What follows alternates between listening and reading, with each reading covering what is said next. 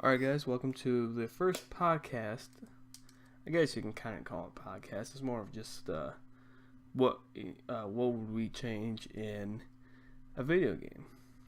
Now, today's topic is going to be just by myself. You probably seen by the title, it's WWE 2K17. I've been a wrestling fan since probably 2005. A friend brought over SmackDown vs. Raw, the original, and played that a lot.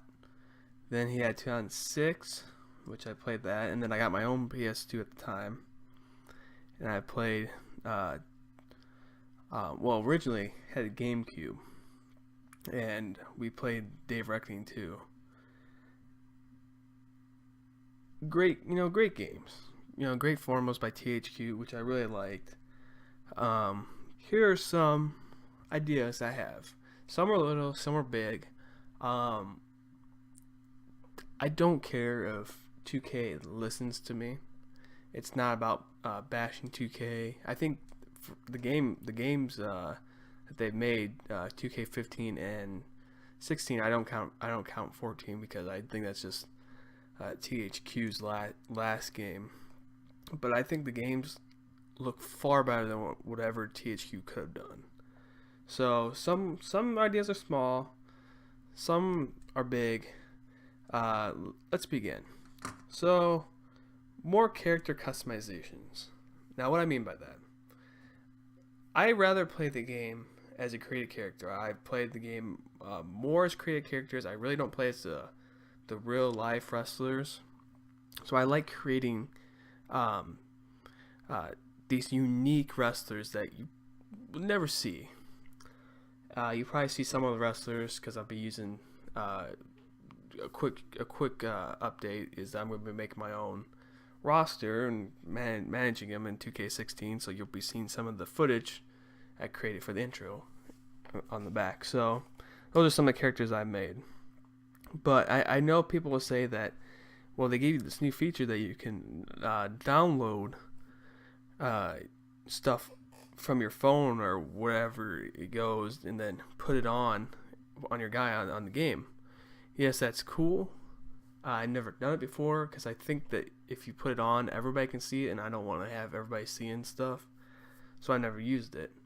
Now, I will say that it is a nice feature because I have downloaded a lot off the online part for playing on customized characters, which you couldn't do to begin with.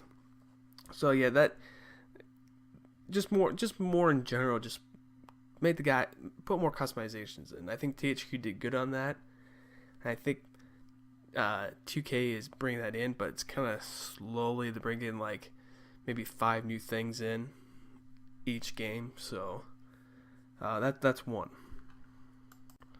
An actual story. THQ with the original THQ games like Dave Reckoning 2, I believe SmackDown vs. Raw, 2006, 2007, I think 2008 maybe, but they all had a kind of a story behind them. Of you build your character and you progress through the game, which I loved. Don't get me wrong.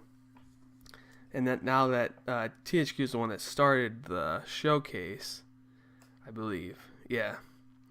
And I was never a huge fan of it because they decided that they wanted to bring in like old events, like things that happened in the 90s. And, the older games can kind of hide it a little bit better than what the newer games can hide it. You just look at 2K16, these old arenas that are in the 90s, and you can't hide it. You can tell that they took out the current arena and just said, oh, this is what, in the ring and around the ring, it looks fantastic. It looks just like what it did back in the day. But you can tell that you're really not in the actual arena, which really sucks. So I wish, and that's another one, stay with the newer arenas because the newer arenas can hide things a hell of a lot better than what the older arenas could do. Um, More current wrestlers. Now, yes, this game, 2K16, had a bunch of or not new wrestlers, but a lot of current wrestlers. But it also had a lot of older wrestlers, and you could tell. I think there was like 117 roster, which is amazing. It's high as it's ever been. I assume they'll go higher, but they fill up these spots with these old wrestlers. Like they have 3 different variations of Triple H, 2 variations of Stephanie McMahon, um, 3 variations of Undertaker, a bunch of variations of Stone Cold. And then so like, yeah, that 117 wrestlers really isn't 117. It's more of probably about 90 to 100. So just more current wrestlers, because I would love to see these not as high wrestlers like JTG. I mean, I know he's not in the business anymore, but he was another wrestler that I wouldn't mind seeing in the game, just because he is part of the company. Next is bring back create your own finishers. Now, this is something I love that THQ did. It kind of gave your character an identity. You didn't have to steal a move from somebody else to make it your own character. They might bring it back because, like I said, with THQ or with 2K having the license now, they might be building it into to make your own finisher. That's a speculation, but I would love to see them bring that back. Create your own arena. Now, yes, they do have create your own arena, but it's very bare bones. You can't really make it look too unique without making it look like something else. So I wish they would bring in more props to use, more venue sizes. Just THQ did it good. Well, no, it might, okay, don't quote me on that, because I think 2K did it better, but 2K basically just brought it back. Better universe mode. Now, I think about a year in the universe mode, not in real life, but in the game, and it's just nothing really happened that was exciting. And if something did happen, it was basically rinse and repeat from last year and the year before. So I would love to see them overhaul that and actually make a cool universe mode, which I know that they can. Next is take out dumb DQ finishes. Now, what I mean by that is when you disqualify yourself, the game, the mode just ends. It just comes up exit or rematch, which is annoying.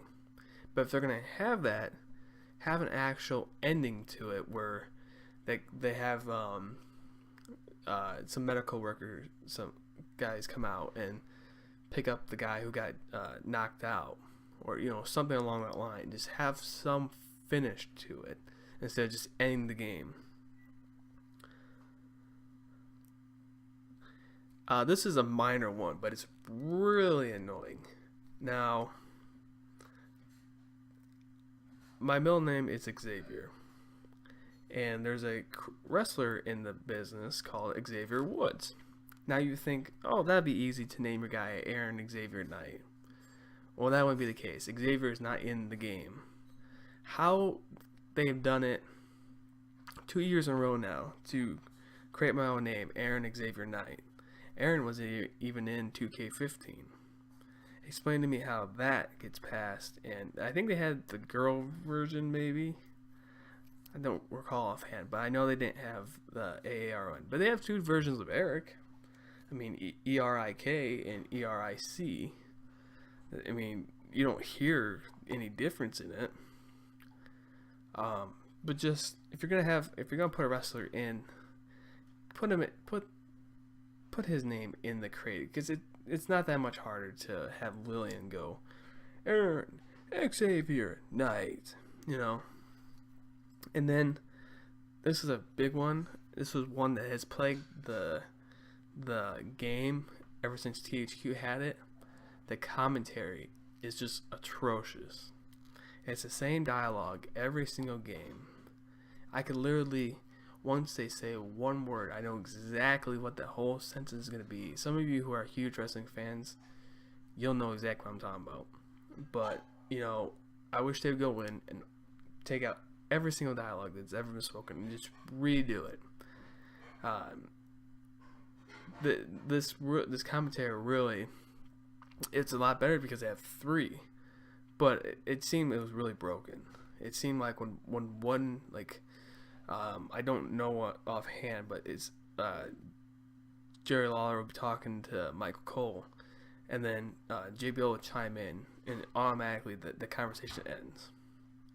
Now another thing too, the commentary is when I think it's 2K that the basketball, the NBA, they have when the player does a big move while the commentators are talking. The commentators will stop, go, "Wow, that was a big play," and then go right back into talking about like they're actually in real life. And 2K, I believe the WWE had that for 2K15 maybe, but I think it got broke in 2K16. So those are just some of my thoughts. Feel free to comment below, what you guys have in mind, what you would like to see. I might do another part because there's so many things that I thought of I just couldn't think of for this video, but maybe it'll be another part. So yeah, if you like this, we're gonna try to do some more. We're gonna try to do some more games that we play. So stay tuned, and just remember, be a Rick.